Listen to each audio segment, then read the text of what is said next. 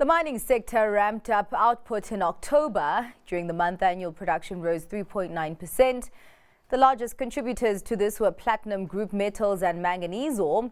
This is far better than some had projected. Investec had expected a decline of 0.5%, given the challenges the sector is facing, such as logistics constraints.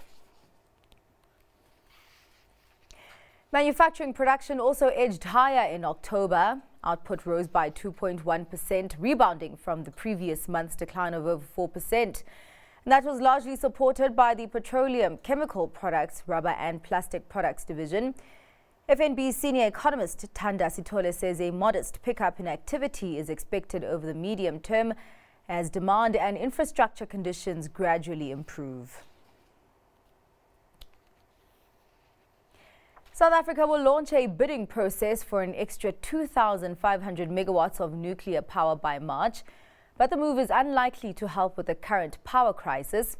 The build time of new nuclear power facilities can range from 10 to 12 years, and so the power to be procured through this nuclear bidding round is expected to only start coming online from about 2033 and onwards.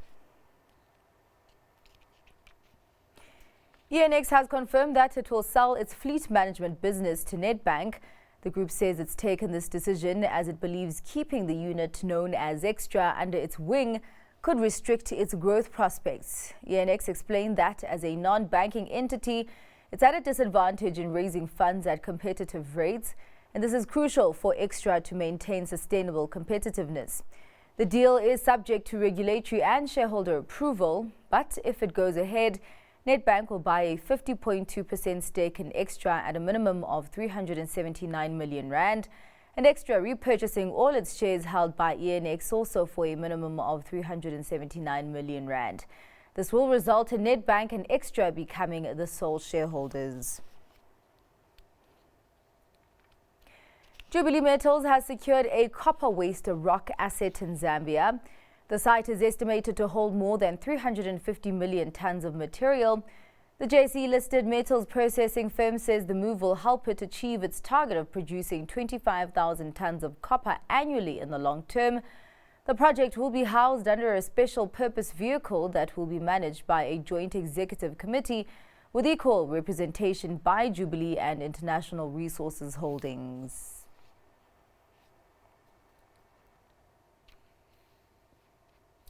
And the UN Climate Summit, commonly known as COP28, is drawing to a close today, where we've seen a number of climate change leaders push to phase out the use of fossil fuels as soon as possible. Let's check in with our reporter, Dowling Lachela, who's standing by with greater insight. Dowling. Well, Zinati, to many people it seemed ironic to hold the COP28 summit in the United Arab Emirates, as it's not exactly known to be at the forefront of the fight against climate change, which is what leaders were actually there to discuss. And now joining me with an update on everything that's been unfolding in Dubai is Lars Halter with Deutsche Welle. Lars, thanks for your time today. Now, as the summit is ending, just walk us through what has been achieved this year. Yeah, thanks for having me. Well, relatively little, it seems, once again. So little, in fact, that Germany, the EU and a group of other countries actually rejected the summit's final paper. That's quite a disappointment given what the climate summit was trying to achieve, which is to unite countries around the globe behind the fight against climate change and ask them to take serious steps that hurt and that can obviously cut into profitable business. Now, the deal the UN's climate body laid out before global leaders includes a long list of measures to reduce greenhouse gas emissions and slow down global warming, but it leaves out what many had been desperately hoping for, the call to finally phase out fossil fuels entirely. Now, what's in the deal?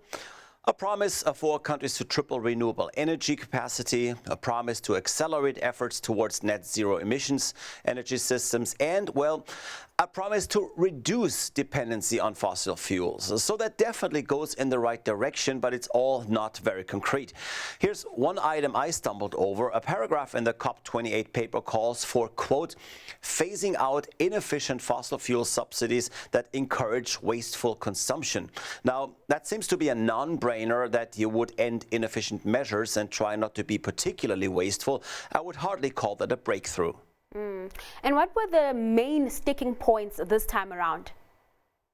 Well, much of it was oil, of course, and that's not just due to the summit's location in the United Arab Emirates.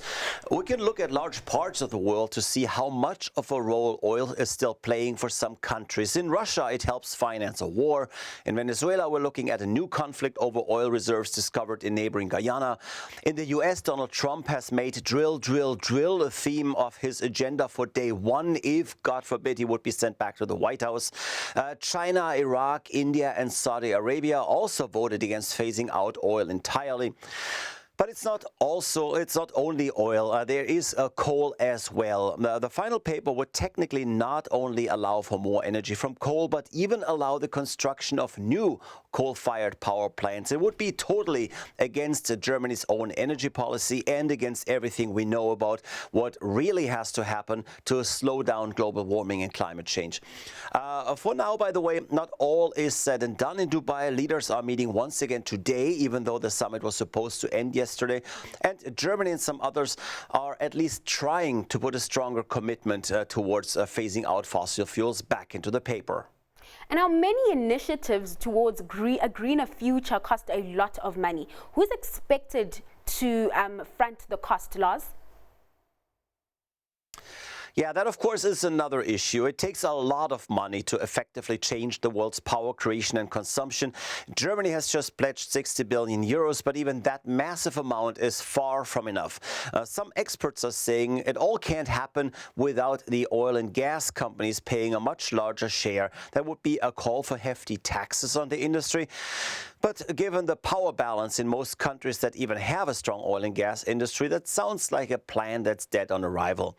In Dubai, it looked like any talks about financing an energy transition didn't move forward at all. And that's extremely frustrating, especially given that some countries are at least trying to do all they can. Look at those initiatives in alternative energy, for example. The International Energy Agency says that all of what is currently planned in terms of alternative energies, energy efficiency or reducing methane would likely cover only 30% of what the planet really needs. So more than twice as much would still be needed and paid for, and that seems an all but impossible task. Thanks for that update. That was DW correspondent Lars Halter.